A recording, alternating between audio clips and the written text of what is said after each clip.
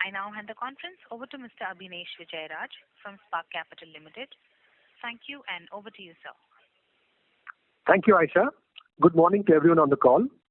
On behalf of Spark Capital, I welcome you to the Q3FY21 earnings call of Karur Vysya Bank. We have with us today the management team of KVB, represented by the MD and CEO, Mr. Ramesh Babu, President and COO, Mr. Nadarajan, CFO, Mr. Ramesh Murthy, Company Secretary and Compliance Officer, Mr. Srinivasa Rao. I now request Mr. Ramesh Babu to take us through the highlights of the quarter gone by, after which we will open the floor for questions. Over to you, sir. Yeah, thanks, Abhinesh. So, at the outset, I welcome everyone to this call from the KVB team, and thanks a lot for, first of all, for joining the call. So, it's a good quarter, despite challenging times, as we have done well in business growth, cost of deposits, and few other parameters. Business is growing sequentially, and total business has crossed 1,14,000 crores as on December 20, with a YTD growth of 6%. So growth in areas that we focus on have been strong and is showing encouraging signs of revival. Our franchise is coming to the work every day despite the pandemic, and they're really helping us to grow our low-cost deposits as much as our retail as well as gold loan business. Retail has also picked up, and we have entered quarter 3 quite well. We are able to manage and navigate the storm better than the worst belief we had. In our command area, business is picking up, and that's encouraging. So that way, it looks quite bright. The future prospects as well as the business prospects are concerned. The total deposits grew by 5% YTD, driven by improved CASA of 35%, as against 31% as at the end of December 19, up by 400 basis points. So first time, bank has crossed 35% mark. As the economy is coming back on track, we need to see there would be withdrawals and growth in TD, which will start now also, but to some extent impact the ratio in the days to come. Idle cash, which was lying in our accounts, may also start moving out once normalcy in the economy restores. However, our endeavor is to protect these balances and to grow further from here. Cost of deposits has further improved by 96 basis points YOY, and is currently at 4.8% as against last year 5.76.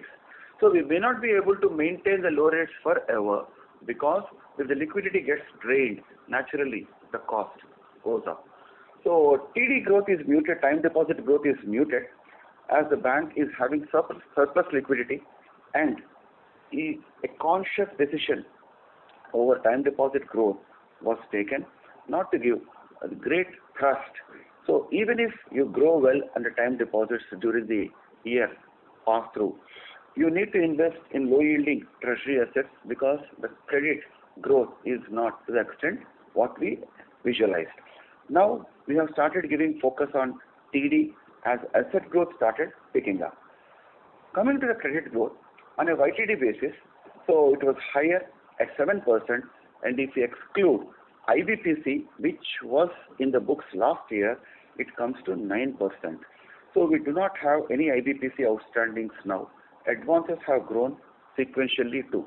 So all of you would have observed last year, March 20, we had a degrowth for the whole year as far as advances are concerned. So I'm happy to share that. So we are slowly reversing the trend, and every vertical started delivering.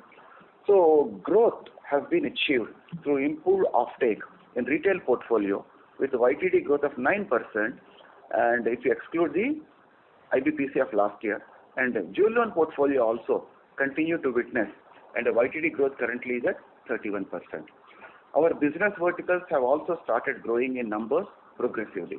Neo, so which we started 1.5 years back as a non-brand channel created, continues its robust performance, and the portfolio has crossed the landmark 1,000 crores AUM. Corporate group has degrown YOY and has come down to 24% as against 26% as at the end of March 20, despite GECL disbursements of 541 crores.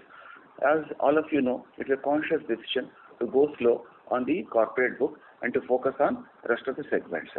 The commercial book also further granularized. Average ticket size is currently at 33 lakhs, and 86% of the loans you would have noticed from our investors' deck are less than 5 crore. CD ratio has improved to 84%, which was 82% at the end of March. Business per employee has also improved. So CRAR has further improved from 15.87 December 19 to 18.52 now.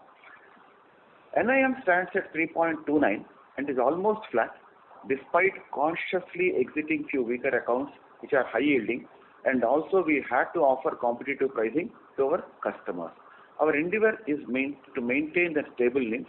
However, further growth in TD portfolio and composition of the credit growth may have some bearing on the NIM. Volume growth in the business, what we are planning, should make up this reduction in the NIM. I will come to separately for the 11th bipartite. As 11th bipartite settlement expense is a one-time expense, if we do not reckon the BPS, cost to income, profit per employee, and business per employee, all of them have improved during the quarter. So now I'll come to few other points. First thing on the pro forma slippages. Pro forma slippages, in terms of the Honorable Supreme Court orders, bank has not classified any borrower account as NPA after 31st August 2020. Pro forma slippages for the period ending December was at 885 crores. Bank has not recognized unrealized interest, which amounts to around 53 crores. About 93% of the slippages are from the moratorium book. Estimated pro forma slippages for the current year will be in the range of 2.25%. Our SMA 30 plus balances as of 31st December 20, after netting the pro forma slippages, is at 2.42% of the advances. Coming to restructuring, in terms of RBI guidelines, one-time restructuring was permitted up to December 31st, 2020 for eligible borrower accounts other than MSME, and for MSME accounts, existing restructuring guidelines will continue till the end of March 2021. During the last quarter review, we have guided our restructuring advances would be in the range of 2.25% of our advances. During the quarter, under non-MSME, we have received 1,524 eligible applications amounting to 668 crores and restructured 373 crores, and 93 applications amounting to 295 crores are under process. Under MSME, we have restructured about 98 crores during the quarter ending December, and overall we have restructured 471 crores during the quarter. Our restructure book as on 31st December was at 680 crores, which is 1.3% of our loan book. Our estimated numbers, we feel, will be within the range of 2.25 of our total advances at the end of the year. Coming to the establishment expenses. Bank is a member of IBA and consented for the employee wage settlement negotiations in July 2017. Bank has been paying 10% of the payable component as ad hoc to employees from November 2017 onwards. We have reviewed and made an additional provision of 24 crores during June 2020 quarter. The wage settlement was signed in the month of November 20. The cost impact on our bank works out to 14.8% of our wage bill as of 31st October 2017. Total arrears payable to employees for the period from October 17 to December 20 on the payable component works out to 239.28 crores, and bank has so far paid or provided for 134.26 crores. The balance amount of 105 crores was debited to establishment account and kept as a provision during the December quarter. There are certain connected expenses on account of pension, gratuity, encashment of leave, retirement, etc., retirement benefits. So we have provided an additional provision of 70 crores based on certain estimates. Overall, we have created additional provision of 175 crore for this. The incremental impact on our establishment expenses on account of wage settlement is 56.16 crore per year on our normalized establishment cost. Now coming to the provisions. During the quarter, bank has made a provision of 61 crore towards restructure advances and 80 crore towards COVID-19 related package. So this includes the performance slippages also. So bank has up to September 20 has provided 220 crores towards COVID related stress accounts, which is inclusive of 47 crores during quarter 4 of previous year. During quarter 3, including the additional amount of 80 crores as stated above, our overall provisions for COVID related stress is 300 crores. After factoring the performance slippages requirement of about 135 crore, there is a buffer provision of about 165 crore available for contingencies. Now, if you look at the collection efficiency, we have a slide also in the investors deck. Our collection efficiency during the current quarter, is provided in the investors presentation. The numbers indicate payments made when demand is raised for the first time. There are many cases where installments were paid on subsequent dates. As of 31st January, our collection efficiency for the dues for the month of October, November and December was above 94% levels. Considering this, our collection efficiency is at satisfactory levels. We continue to focus on our collection capabilities to sustain these levels. So this is from my side. So though it's an extraordinarily difficult year for all of us, so we feel we have managed to do reasonably well. Over to Abhinesh and moderator for the questions. Thank you very much. We will now begin the question and answer session. Anyone who wishes to ask a question may press star and 1 on their touchtone telephone. If you wish to remove yourself from the question queue, you may press star and 2. Participants are requested to use handsets while asking a question. Ladies and gentlemen, we will wait for a moment while the question queue assembles.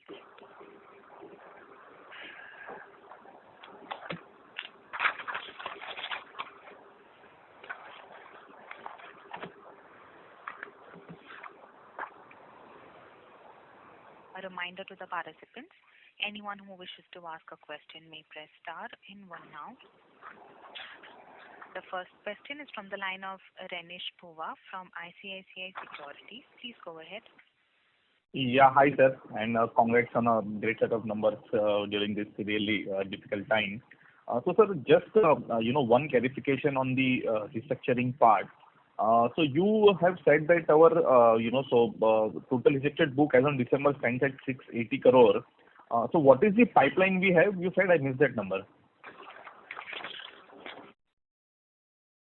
We have mentioned, so we have given those numbers also. What all is the pipeline also we have mentioned here. If you look at it, 93 applications amounting to 295 crores are under process. So which under the corporate what we have got it. But however, MSME, the window is open up to 31st March. So that we are going ahead. But MSME as it is, if earlier also if you look at it, the numbers are not that great. If you look at it, 98 crores up to December we have done that. So that way we feel that 2.25 what we thought, it would be well within that. Okay, got it. So basically for MSME we don't have any pipeline as we speak today. No, but that's ongoing. They have time up to 31st March, so we cannot convey anything now at this stage. Got it. Okay, sir. Sir, secondly, on this provisioning part, okay, so you mentioned we have a COVID, related buffer of 3 billion, and maybe arriving at a pro forma NPA, we have used something, and 165 crore is left as a contingency. Is that the right reconciliation, sir? 165 crores is left for the absolutely right. Okay. And the 58 crore which we have provided towards restructured is also available, if something, let's say, slip from the restructured pool going ahead. Yeah. Because this 300 what we are talking is, this 58 is in addition to the restructuring what we have provided. Got it. So basically 358 crore, right? Including restructuring pool. You are right. Total provisioning buffer. COVID and 58, absolutely you are right. You are right. So provision numbers are correct. Yeah, 300 crores is a provision and 58 crores separately we have provided for the restructuring, which is not a part of the 300. Got it. Okay. Yeah, just wanted to reconfirm that. Yeah. Now, So last, just yeah. listen to me that since restructuring is invoked, the plan envisages that the account will continue in the same status and we'll have to maintain the provision as long as the account is performing. Got it. Got it, sir. Yeah, yeah. Yeah. So, sir, just last question from my side, a bit on the strategic front. So, sir, when we look at our cost of fund at sub 5%, I think this would be by far, one of the lowest in the industry. So, sir, what is stopping us to accelerate the, expanding the retail portfolio, including SME? I mean, at our cost of fund, we can compete with any other bank. So, is that any process or maybe the infrastructure which is stopping you from expanding this portfolio? We are just waiting for the economically to turn more positive and then we sort of start looking at expanding this portfolio. Yeah, your question has a part of the answer. So one thing is coming to I'll split this into two parts. Retail, if you see, the housing as well as the personal loan and vehicle loan. So we are relatively selective in identifying and taking it because we ourselves are not clear the economy pans out. Even today, if you look at it, many of the suppose self-employed, these sort of people and all. So still they have not yet come back to the normalcy and people may not be getting their full salary also. So rather than taking a plunge at this stage, it's better we wait for this quarter and see and then go ahead. Otherwise, we have activated all our teams and all. So everyone will be on the job. So product is ready. This risk, everything is ready and all. We will take it forward. That is not a problem. Coming to SME also. So lot of activity we have generated during last quarter. And many of our people, they are meeting the new customers, borrowers, all these people and all. So that way, if you can see, so earlier when continuously you were seeing a degrowth in the commercial segment, and now this is the quarter you found out, YTD also you found out a growth there and all. So that way we are better off, both under the SME as well as retail is concerned. So to go forward, so it should not be an issue at all, just a wait and watch. Otherwise also if you look at it overall, the 9% growth in the credit YTD is a decent number compared to the market what others have grown. Yeah, 1 second from CFO. Yeah. All I wanted to add, Renish, is that we do not have any infrastructure bottlenecks or any constraint on infrastructure. We're fully geared up to take the volumes. Renish, one more point also. Despite corporate book coming down by 1% year on year, and overall we grew by 9% in the advances YTD. Got it, sir. Yeah. Actually, I have a few more questions, but maybe we can take it one-on-one. That's it from my side, sir. Yeah. Okay. Thanks, Renish. Thank you.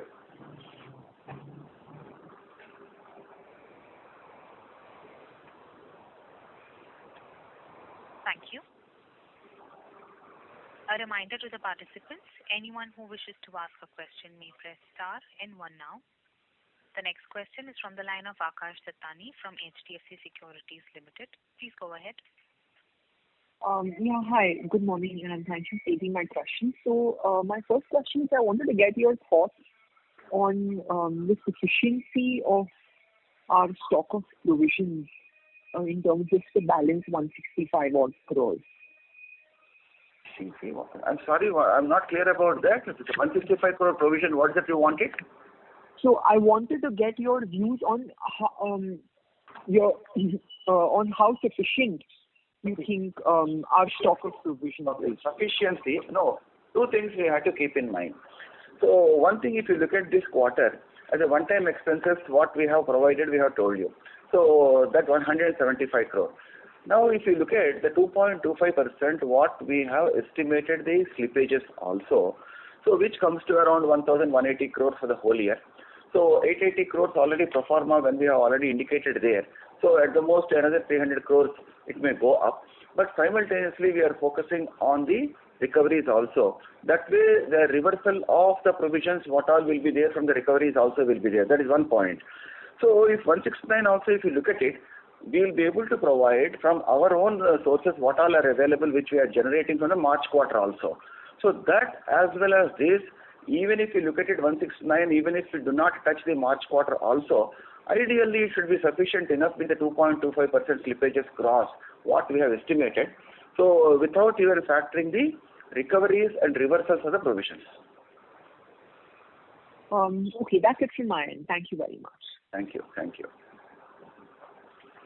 Thank you. Yeah. The next question is from the line of Anand Bhavnani from White Oak Capital. Please go ahead. Thank you for the opportunity. Yeah. So my first question was regarding growth. Now, how do you see the outlook for next couple of years, and if you can give us a sense of what kind of loan book growth are you targeting, and which specific areas do you see leading this loan book growth for us? Yeah, Anand, in fact, it's a good question. The question is because we had to pass through this March quarter, how it pans out and how the economy actually comes back to the normalcy. So if you see, with these difficult times also, so we could grow up to an extent of more or less 9% during this year, excluding IBPC. And as I said, so we didn't touch an IBPC because we are totally relying on the organic growth rather than an inorganic growth. So if that way, if things goes on, I feel that 12% we should aim for that, because so when the economy is growing at a particular level, if we try to grow double that of, triple that of the economy levels and all, we will be bound to have accidents. So that too, the bank where last 2 years when there's a degrowth in the advances, so reversing the past trend and taking it forward, and that too with an accelerated speed if we take it, so we'll be creating problems for the future. So that way I would like to have a calibrated approach, and progressively we need to grow with safety keeping in mind. So if everything goes on well, we can think of around a 12% growth. So this year, suppose we are at 52,000 crores odd, as I said, 53 odd also if we reach by the end of the March. So 12% of that, around 6,000 crores it comes. More or less we will be reaching around 60,000 crores of advances by the end of 22. That's what I feel. Sure, sir. And so with regards to the competitive intensity, how are you seeing, competitive intensity changes, like in any particular product category you are seeing higher competitive intensity, or any particular product category you are seeing more opportunity for growth? Competitive intensity depends on two factors. One is the built-in competitive intensity, what all we have, and second thing, something is driven by the surplus liquidity in the system. Suppose currently surplus liquidity is there, sometimes, I should not say, when I look at the offers what others give, even for a fresh account, these things, the risk-reward ratio more or less is not kept in mind. So the rock bottom pricing, what all the offer and all, even if there is a risky asset and all, so we are not interested in touching those sort of risky assets, and at a throwaway price we don't want to price. So in the process, even if some good things are there where we cannot price it at such a low level which is not worth it, we are not doing. So competitive intensity, and the second thing, if you see, not only the pricing is the only factor. If pricing is the only factor, there has to be only few players in the market and all, no player would be there in the market at all. So beyond competitive pricing, there are few other factors like connect, support them at the material time, all these things matter. So we are internally stressing on those things, which is the basic DNA of Karur Vysya Bank, to focus on that, to have the connect and tag, all these things and all. So that way, so we are able to go back to the customers and all, we are able to grow. With this, we are reasonably confident with the initial feedback what we have got from the customers, that the numbers what we have told to 12%, something like that, we will be able to grow well despite the competition what all is prevalent. Sure. So I tell you 12%, you don't hold me tomorrow. So this is what my estimate and all. I didn't talk to my management team also yet, because you asked me, I indicated. So back to front, I need to work on these numbers and all. To the extent possible, this is in my mind. Sure. And lastly, sir, with regards to the COVID stress, you said you want to, see how economy comes back in the March quarter. But in terms of our provisioning, do you see any, significant provisioning that we might have to undertake in March quarter, or are we done with all the provisioning?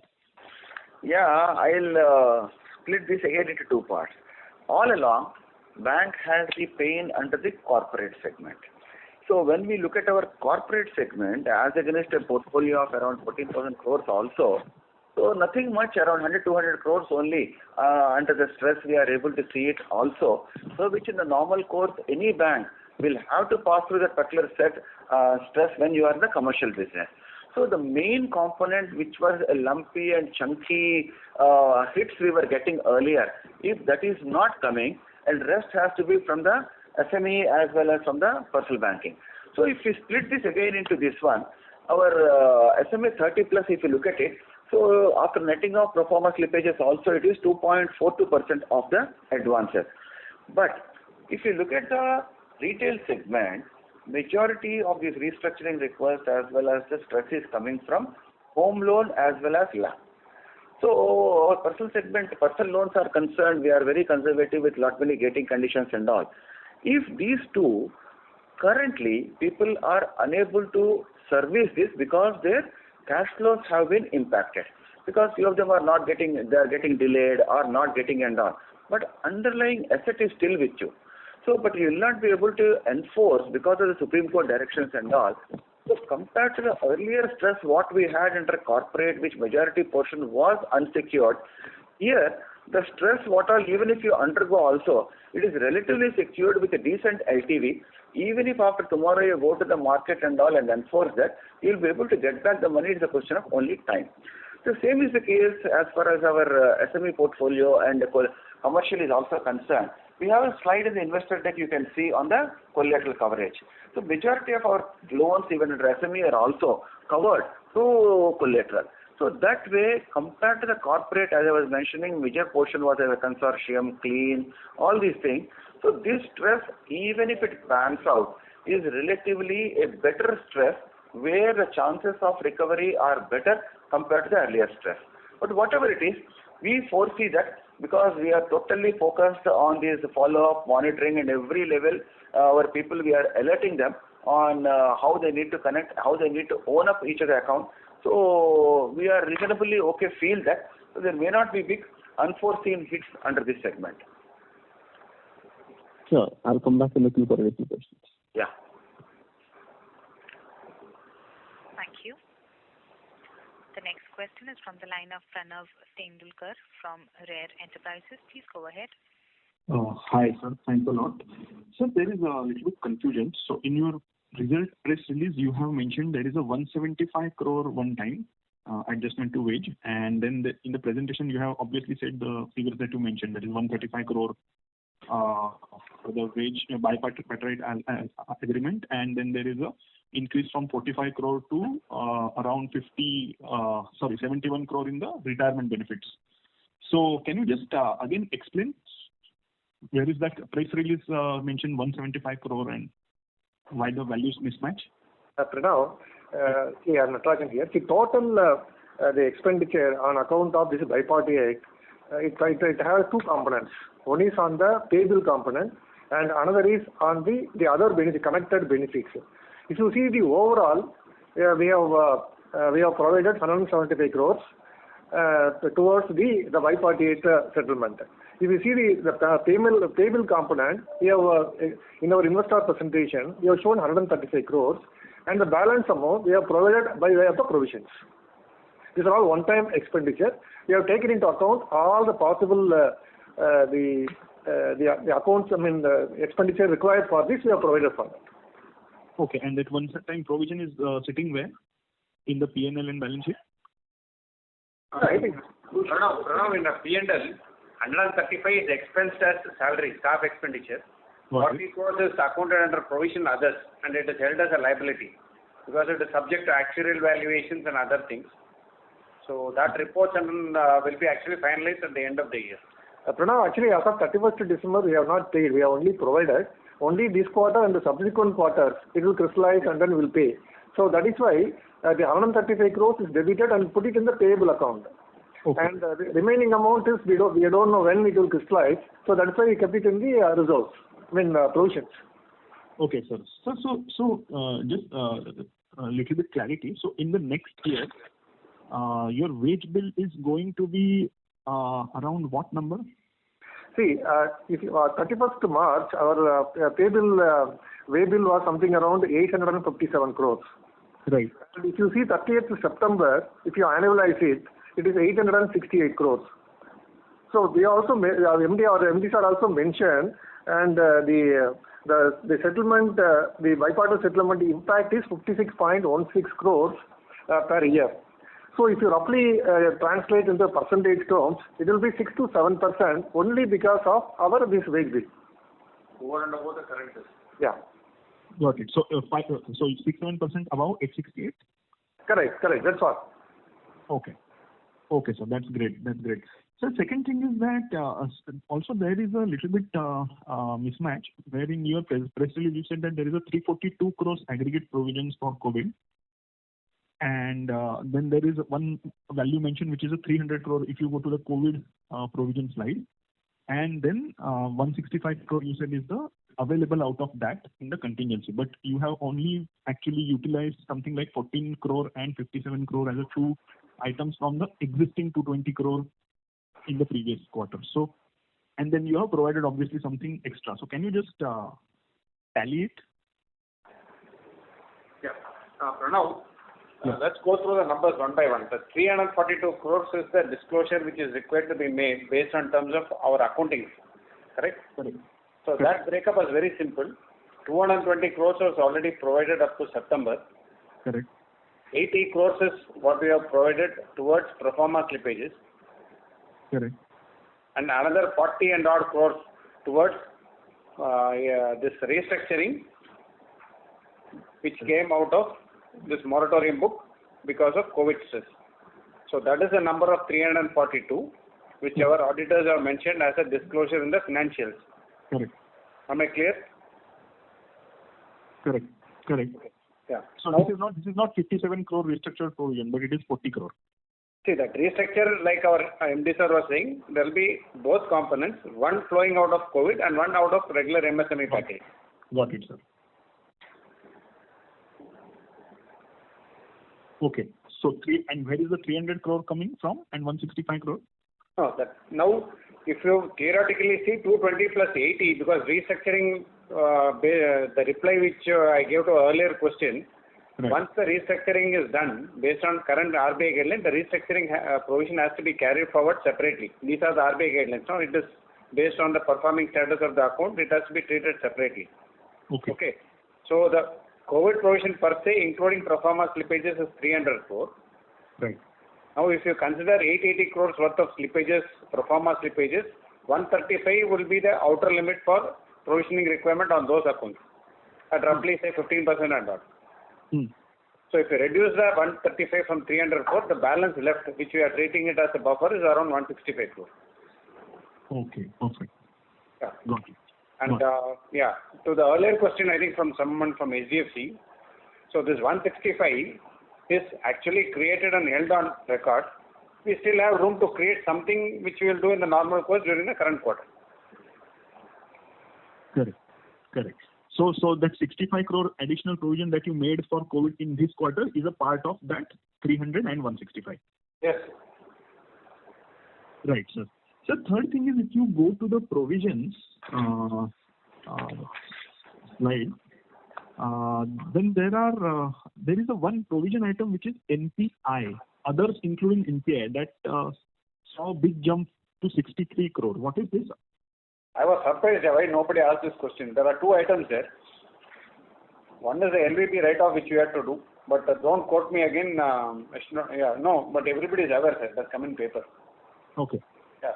So everybody knows, no? It is RBI published news that there has to be a write-off. Okay. So that is one, and the other one is LVP is Lakshmi Vilas, right? Yeah. Okay. That's why I abbreviated it. Okay. Fine. And the second one is what our president was reporting towards this pension benefits and other retirement benefits which will happen now in this quarter. The front loading of So those are two items. So actually that is not impacting PPOP, but it is impacting PAT. Yeah, correct. Okay. That's great. So that means 40 crore that we were saying is actually in PAT. Correct, exactly. That write-off thing don't overplay it. No, sir. So that is second thing. Third thing is that your other expenses actually are in control till now. So selling and administrative expenses, that is 210 crores. And I believe last year, same quarter, it was around 227 crores. So this is it a cost rationalization or is it that some, how should we treat it going forward? No, I will not say, because though efforts are there for the cost rationalization, but COVID also was there. On account of that also, for certain quarters and all. So a lot of cost has come down. But whatever it is, on every line item, for the purpose of this one and all, advance or income as well as expenses. So we are having a track now and all. So that I cannot straight away say everything has been rationalized and all. But in the days to come, so we are going to have an eye on each of the item. So whether we are going to get a value for the money we have spent or not. Okay, sir. Okay. Yeah. So next year provisions. So obviously there will be some aging provisions on the around 2,000 crore pro forma NNPA that we have. Mm-hmm. Then we need to do some provisions for the incremental 300 crore slippages that you said that if you just subtract 880 crore from the 2.5% guidance, correct, then that will be 300 crores. That will be the new provisions. Correct. And then we have 160 crores buffer for that, and some part of it will come from the recovery. Correct. So can you just guide on the recovery part of it, because I believe that whatever disclosures you provided in the past, there is a decent amount of security on the even COVID and COVID slippages and previous slippages. So can you just elaborate how would be the loss given default on new slippages and existing slippages going forward? See, Pranav, with regard to recovery, if you notice during the Q3 also, in spite of the difficult conditions, we have recovered 161 crores. Perfect. Yeah. So, according, even though we have given indicated the NPA guidance, and we are very much sure that definitely will be well within that. But if you take into recoveries, the net slippages will be substantially low. What we are talking about only the gross slippages, and the net slippages will be definitely. You have seen during the past 3 or 4 quarters, our net slippage is always negative.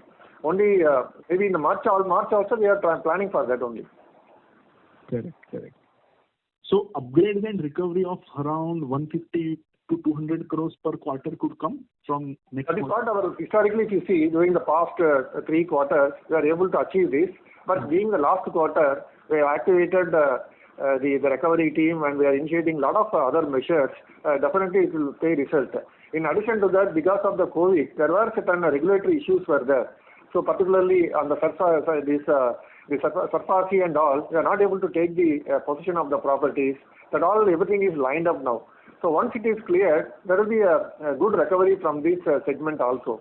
And also the large borrower accounts also we are trying to chase. That also will help us to reduce it. Yeah. Right. So last question from my side, sir. Other income and fee income. So there are many components. Like I believe you have a tie-up with one of the best health insurance company in India, and also there are some efforts being done on life insurance and other fee income part. So can you just elaborate where are we in this progress and what is the quarterly run rate that we have right now, and what is the goal to reach in 12 months? In fact, I agree, but I'll tell you the quarterly run rate I will not be able to share with you, because directly that a third-party product cross-sell number is not readily available with me.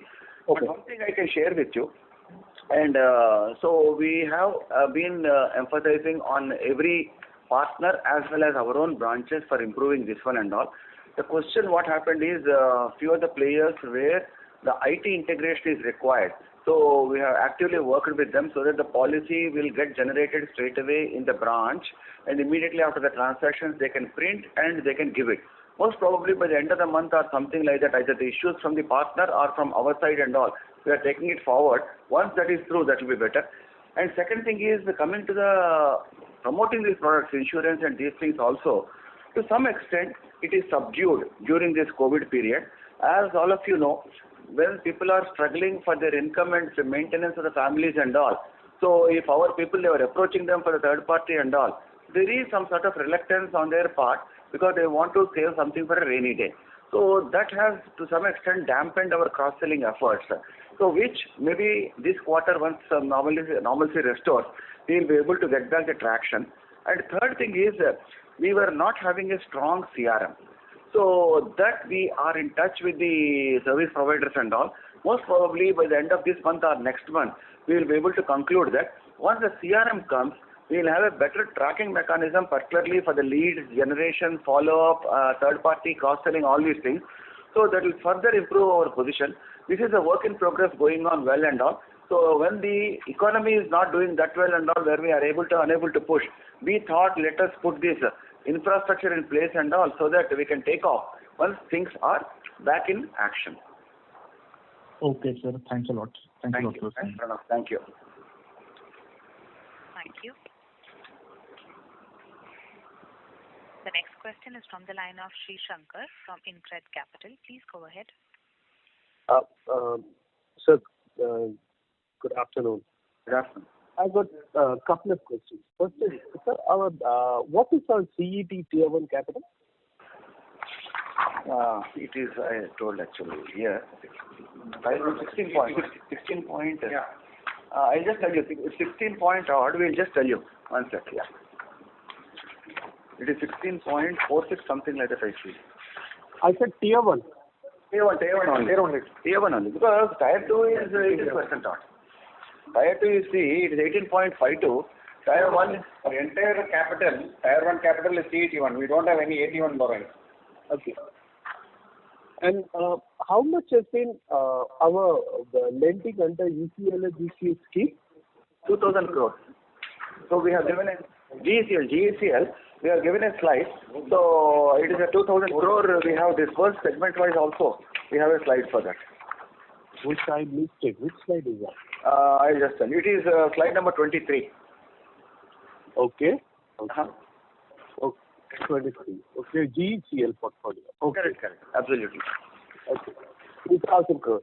Sir, a significant amount of your restructured one is actually housing loans, and 157 crores or something. And is these housing loans mostly from the salaried sector or the MSME sector or retail sector? What is the sector this housing loan contributes to? Mr. Shankar, actually, you are aware that our retail loan, the vintage is very low. We just started a couple of years back.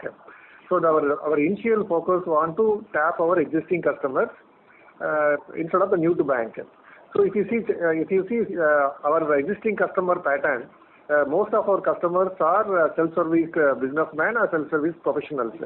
So in that way, our portfolio, retail portfolio, is predominantly this on the self-service business people and the business professionals.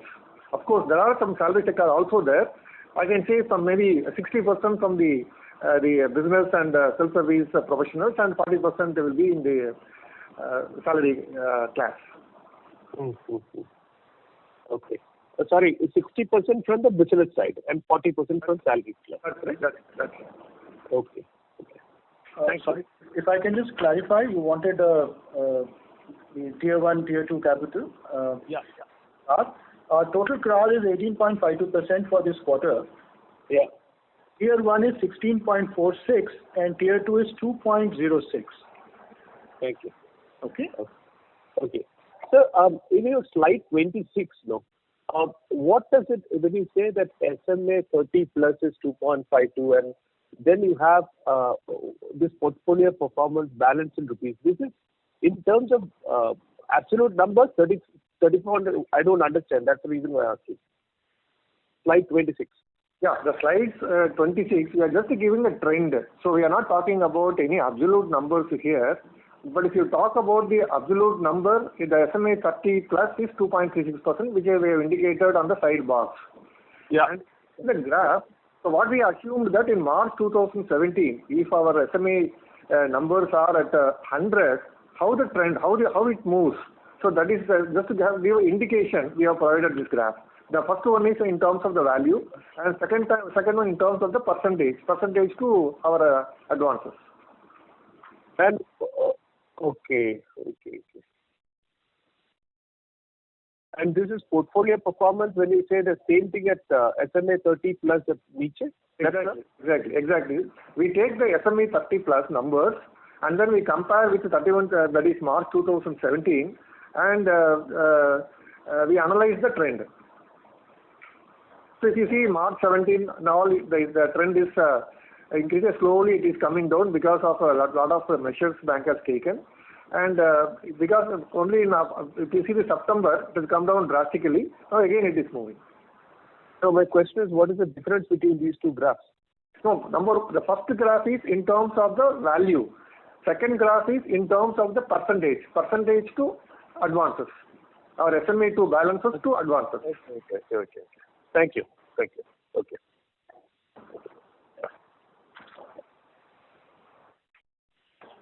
Thank you. The next question is from the line of Amit Premchandani from UTI Mutual Fund. Please go ahead. Good morning, sir, and thanks for the opportunity. If we just remove the gold loan portfolio and the growth in gold loan, which is largely derived by the increase in the commodity price, the underlying growth in the loan book is still almost zero or negative. When do we see underlying growth coming back?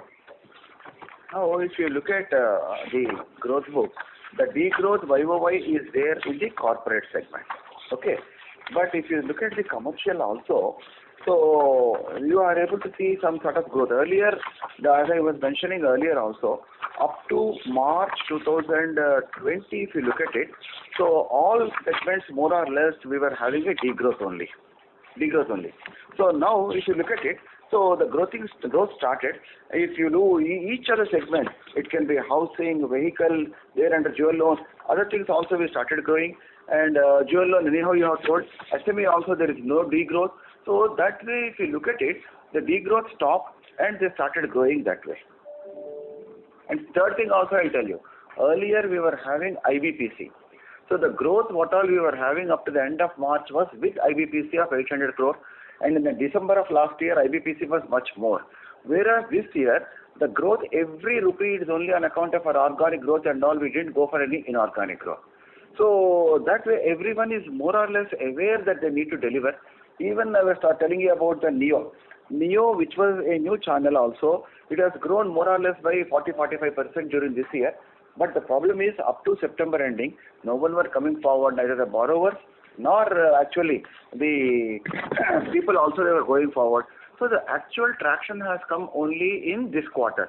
We have a slide number 18. If you look at the slide number 18, retail segment growth we have shown, quarter one, so 172. So sanctioned as well as disbursed, we were giving 126. So that 172 sanction, everything in our retail we are doing majority through digital only. So that 172 of first quarter has now moved to 555. So this is excluding jewel loan, and sanctions also 445. So that way you can see quarter on quarter how the traction is going up. And another thing also earlier for one of the your analysts I was sharing, saying that whole hog we are not opening the floodgates and all we are going, because at the bottom, what is the position? We do not know actually. So that's why selectively we are going, but we are going. One good thing what all of you need to note is the degrowth has stopped and we are growing selectively and keeping the safety in mind. So that way we are better off compared to the earlier years. Now we are well prepared to take off from the next quarter onwards. Sir, on the slippage front, if you can just break up the pro forma slippage for Q1, Q2 and Q3.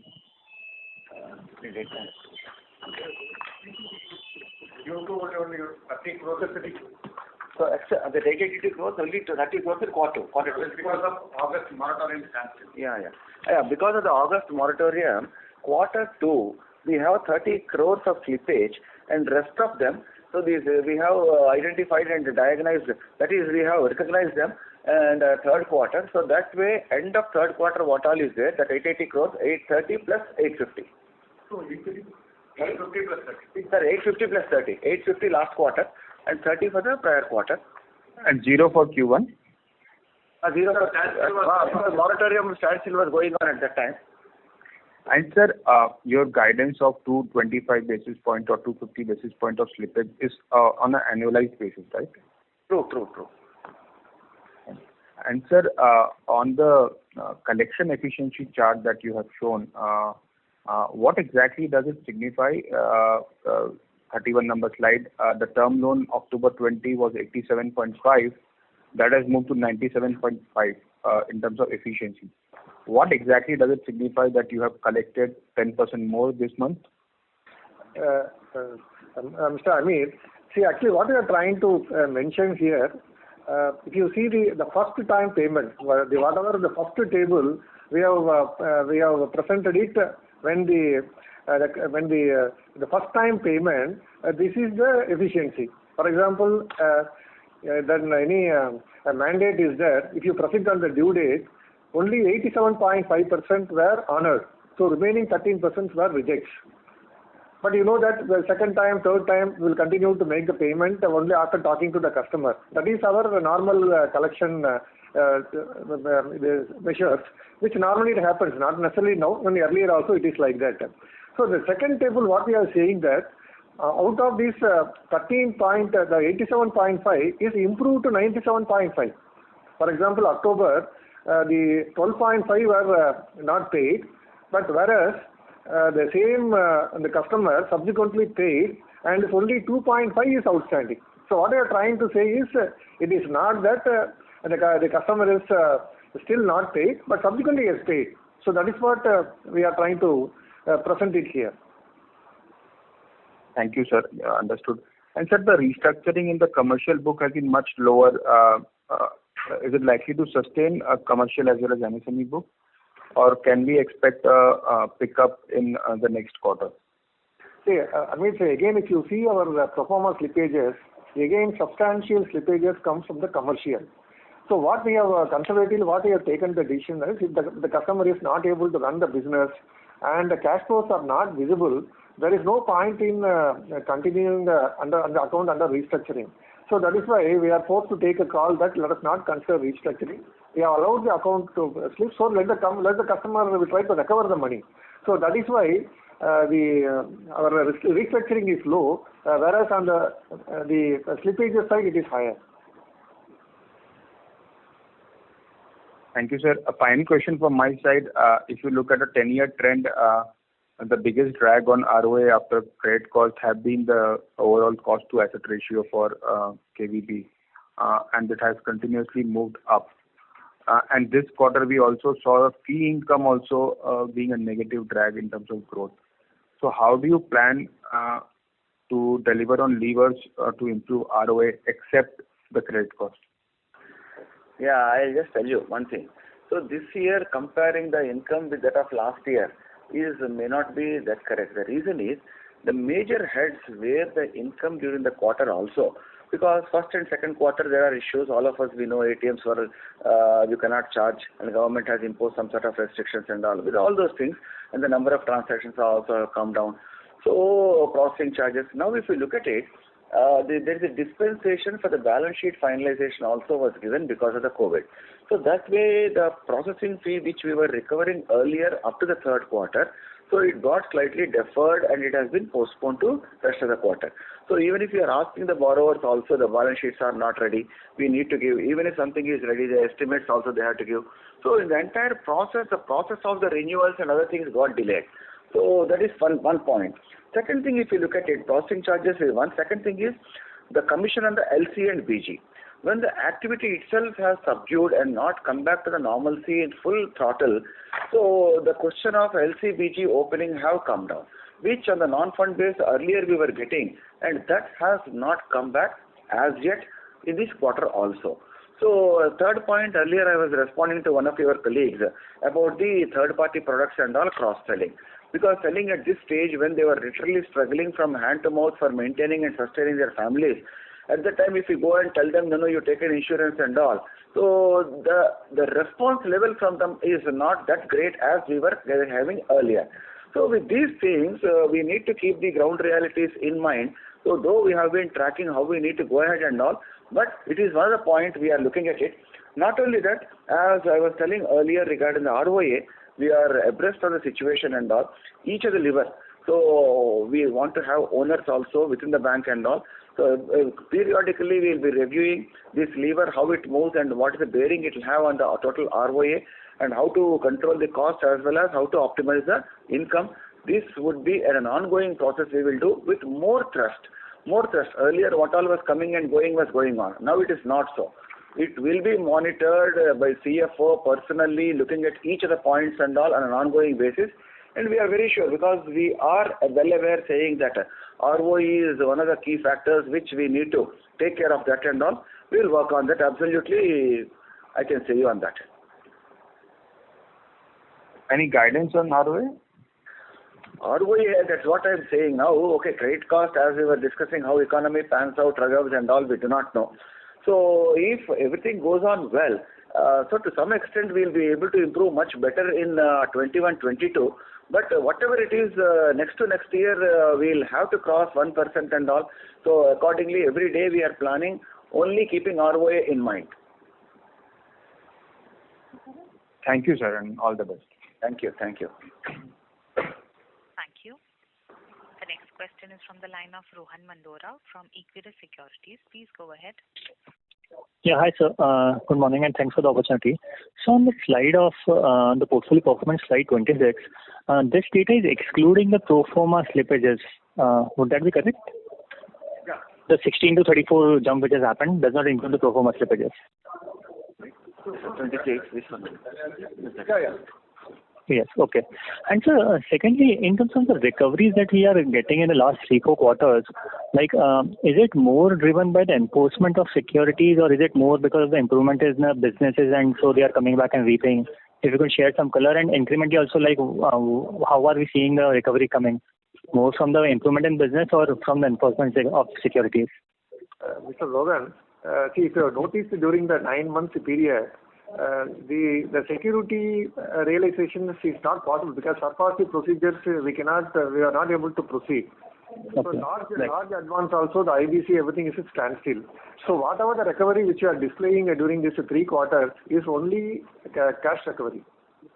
And one-time settlements and understanding the customer, talking to them. Sure.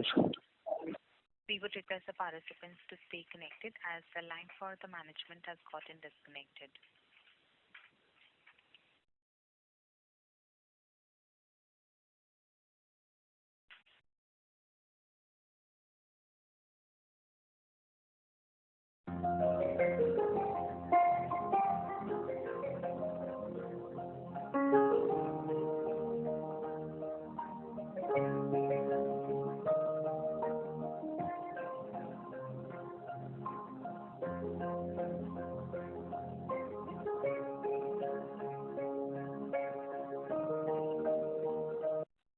Thank you for patiently waiting. We have the management reconnected, so you can go ahead, please.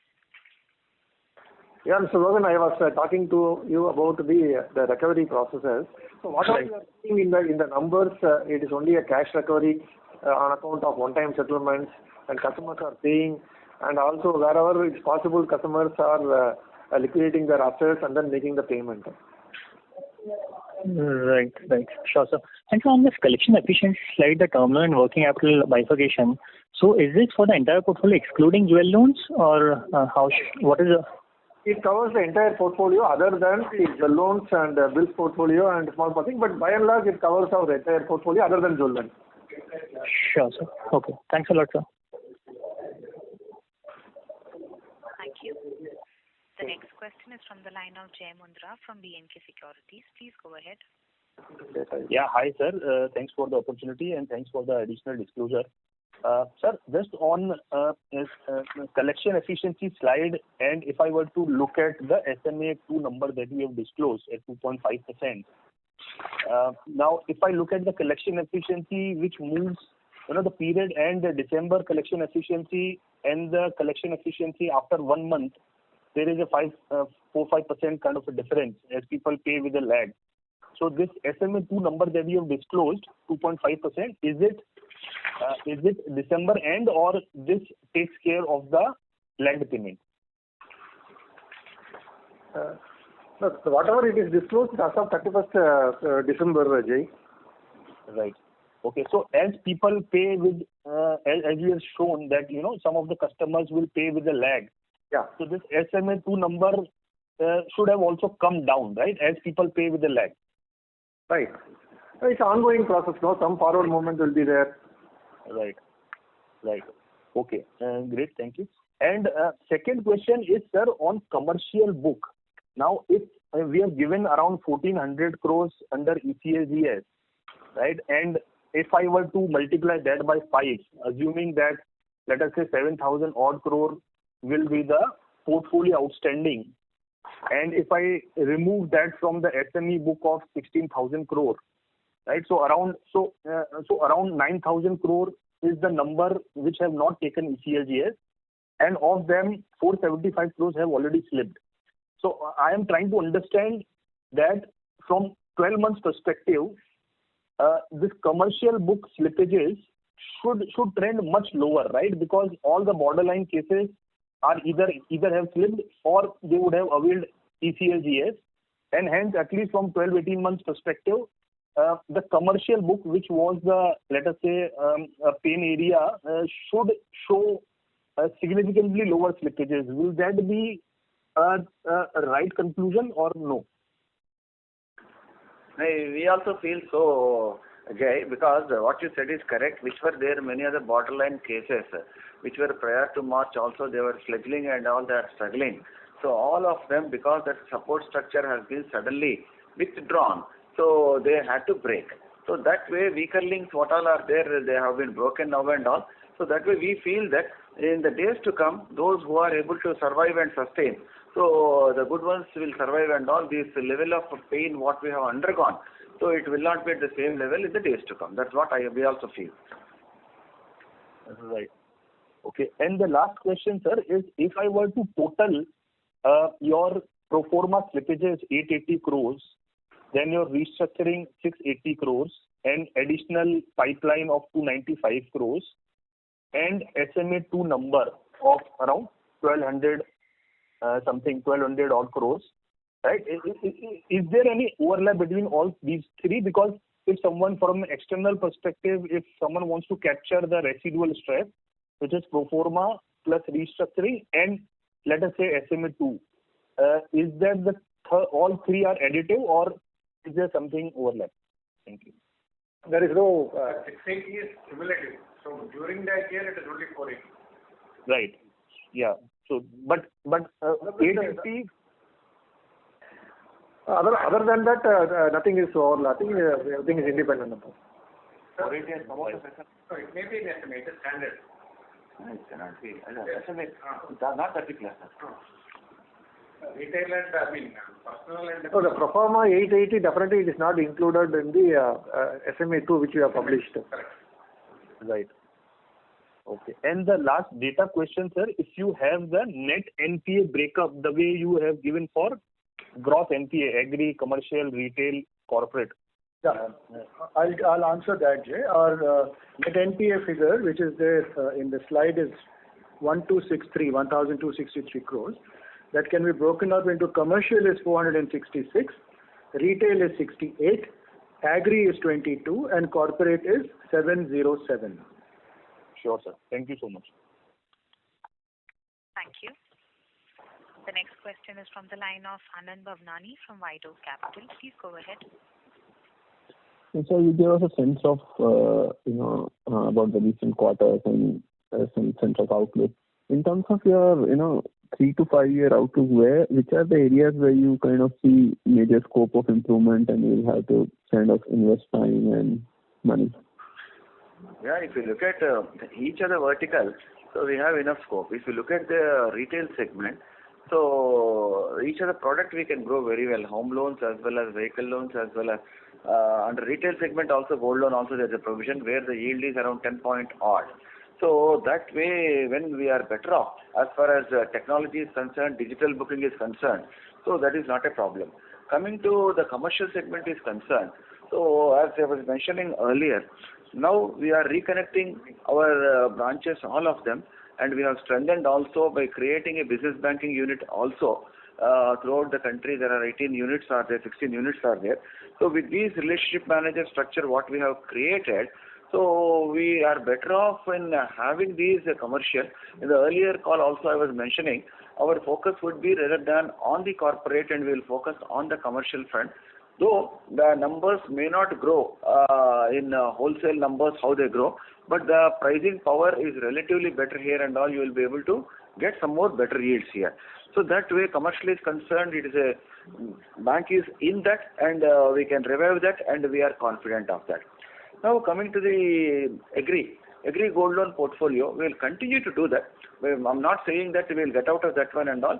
In a calibrated way we will be doing that one. Plus other factors also we are looking at in other activities, where like poultry, the greenhouse, these things which are there in our command area. So we will try to do that and all. We are trying to grow in those areas. Separately we are working product wise. Now if we take out these three, corporate if you come, so corporate, so we took a policy earlier itself that not to take more than 125 crores, but we will try to take much lower than that, and the quality also will keep that in mind. The quality, when is kept in mind, the book growth will be subdued, but even then it is not an issue. We want to grow in a sub 50 crore segment there, where again the pricing power is much better. So we have already created structures 2 years back itself for this corporate unit and all. We need to activate them. So now that the pain is more or less coming to an end, so we can go back to the market and all, identify good accounts and all. We can grow under corporate segment also. Now coming to the non-branch channel, NEO, what we have started some 2 years back, conscious efforts, conscious call was taken during last 6-8 months. So not to grow up to end of September, October and all. So when we, from November onwards, they started growing. So last year the total growth was around 500 crores, 450, 500 crores odd. And these 4-5 months, 3 months, they are able to grow 4 months by another 400-500 crore. So we are strengthening that structure, and that unit also must start giving us some sort of numbers. Now the last one is the precious metal. Precious metal we have created a year back. So to take care of the gold financing business, that is, this is gold financing, bullion business. So that also we are activating that one now that the normalcy is back. But the only thing is, the overall in the country level, if you look at it, the amount of gold we are importing has come down drastically. Volumes may be down, but there also we'll granularize our portfolio and moderately we'll grow under this. And another area what we are thinking is under co-lending. Co-lending, we are in touch with a few other NBFCs who are strong enough and who have their foothold and feet on street. So through that route also we want to grow well, so that at least where we do not have presence and where we do not have the capability for feet on street, so through their underwriting standards and our underwriting standards, if it matches, we want to grow under that particular segment too. That way, if you look at it, each of the engines we wish to fire, and we want to grow in the coming year. Yeah, Mr. Anand, in addition to our MD sir advised, see, during the past 3 years, we have invested a lot of energy and money in the scaling up a lot of infrastructure side, business side and all. Now everything has to be transferred into business. That is what now we are focusing it. The new initiatives, whatever our MD has mentioned, everything will be translated into business in the next 2 or 3 years. So that will be a substantial business gain for whatever work we have done during the past 3 years. Sure. What the problem, the change is a process, because as I was telling earlier, overnight you cannot reverse what was happening earlier. Suppose the degrowth, what all was there, we are able to successfully arrest the degrowth despite the COVID. So now we are at a stage with all the infrastructure in place, as President was mentioning. So we are well equipped to take off from this and all. We are reasonably confident that the team is totally energized now and all, they'll take it forward. Sir, on this, I had a question follow-up. You spoke about each and individual area in terms of lending, but the conspicuously missing was your strategy on cross-sell. I mean, at this point in time, why isn't that a focus, given that it could be a low-hanging fruit cross-sell in terms of insurance or investment products? No, I think you have misunderstood. because earlier one of your colleagues have asked this question at length. I have responded there. I thought in the paucity of time I didn't repeat that particular point. Otherwise, cross-selling is one of our core areas. I talked about the CRM, what we are doing, all these things I have explained earlier. No, so how do you, my question to that is, how do you kind of, see this cross-sell evolving over, let's say, next 3 years? How do you internally measure it in terms of number of products sold or revenue per customer from cross-sell? What metrics do you track, and how do you anticipate these metrics evolving in next 3 years? Using our analytics, because a good analytics team is created, so 1.5 years back.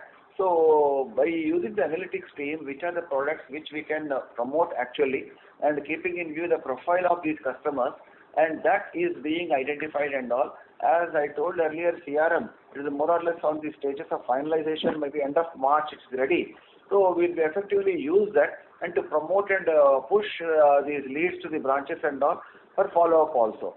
So the use of analytics and sensitization amongst the people for improving the numbers and all, and the CRM together. So this should be one of the good levers for us to augment our income. Absolutely, we are on the job to get the maximum from this particular segment. Sure. Thank you. Thank you. Thank you. Thank you. The next question is from the line of Shiv Kumar from Unifi Capital. Please go ahead. Yeah, thank you for the opportunity. Sir, my question is with regards to the credit underwriting processes in the bank. So for the commercial segment, is it currently centralized, the credit underwriting, and the branches have no role to play? Shiv Kumar, actually, we have been talking about the digital transformation. It's basically for the business transformation. When we took the decision 3 years before to granularize our lending portfolio, what we thought is the turnaround time and the scalability is the main issue. So that's why we went for the digital transformation. Today, in commercial banking, we are bifurcated into small business group and the business banking group and the corporate business. So the small business group, particularly up to 2 crores, it is completely digitalized and centralized. And earlier, these are all completely the judgmental basis are happening at the branches. Today also they are happening at branches, but there are very clear underwriting metrics are built in our business rule engine, and everything should happen only through digitally. So in case of any customer needs to be accommodated because of the other reason, there is a clear they have to it has to be forwarded to the other higher authority for approval. In that way, we have completely moved away from the personal judgmental to the algorithm-based score built in the business rule engine. Yeah, the escalation there, if somebody wants to escalate something which has not gone through digital channel, that is very clearly laid down, and tags have been defined for that also. In addition to that, we have created a separate risk management department, and more than 50 lakhs rupees. It has to be eyeballed by the risk management officers sitting across the division. So they are not connected with the business. They are all connected to the risk head. Okay. For the small business group, right? Up to 2 crores. That's right. Up to 2 crores. Even for business banking also, we followed the same the validations, demography and other validations are happening only through digitally. But finally, because it requires some sort of additional eyeballing, so that is why we made it as a manual at the end of the process. Again, it will become into digital. So in that way, our aspiration is we want to completely move away to the digital lending system in the bank. We are successful. We already completed 100% in the small business group and also the business banking group. Currently, we are doing that the corporate business also, but it will be mixed. It is a mix of digital as well as the manual process. What is called phygital, that's the term used. So CIG will be a phygital process.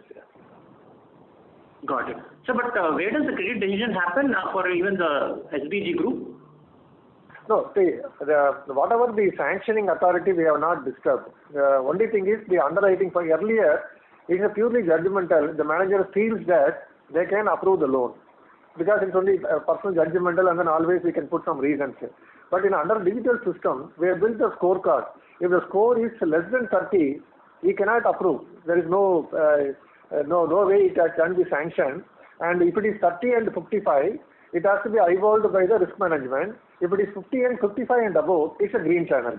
In addition to the the branch manager is supposed to meet the customer, do the PD, all processes are there, but there is an additional the digital processing system we are building. So these are all completely complete digital environment, fully connected through API with almost 14 fintechs.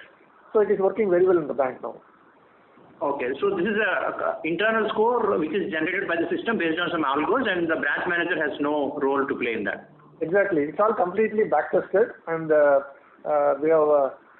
I think you remember some time back we onboarded Boston Consultancy Group, and with their support, and we have built the scorecards for the different new to bank, existing customer, manufacturing, trade, like that. There are 24 scorecards are there. Accordingly, it is decided. Got it. Sir, and can you throw some light on this Neo channel? So that is also a digital channel wherein everything is taken care of by the system in terms of scoring and accreditation? See, as far as the Neo is concerned, already our MD has mentioned that it's a non-branch distribution channel which we have created a couple of 2 years back. So the idea is there are certain products which we are not able to do it at the branches. For example, a lab product. So lab product, you require a complete PD with the customer, so that there are special requirements are there. So that all these products which are not able to do, particularly co-lending model, all these things we are centralized it. The team is sitting in Bombay and different people are there. They go by the DSA model. So there is no branch support there. Only for operations, the accounts are parked at the branches. So otherwise, sourcing, underwriting, there are credit managers are posted in all the locations.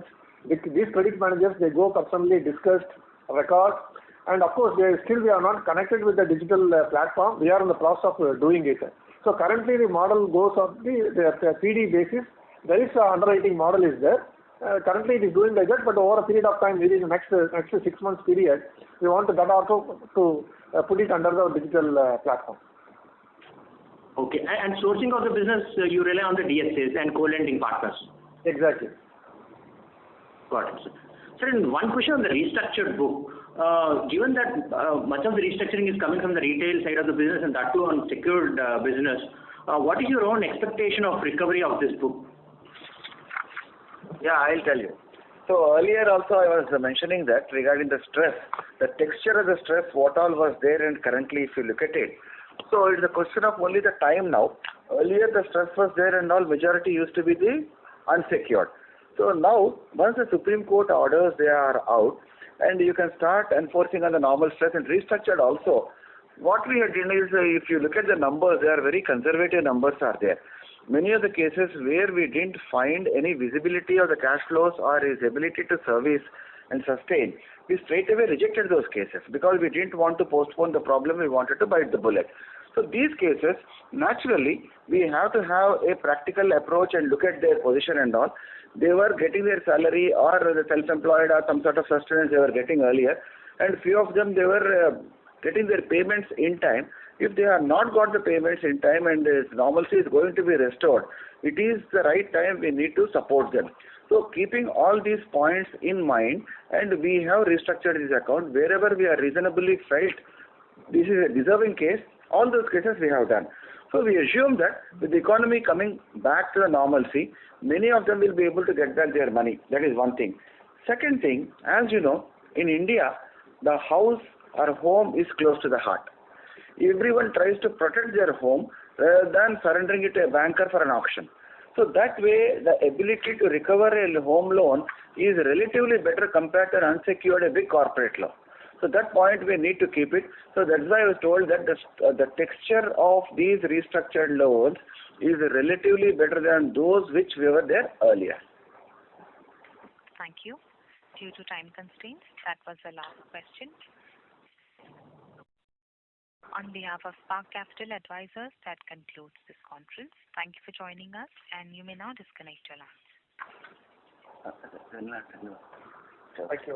Thank you. Thank you all. Thanks for participating. Thank you very much. Thank you.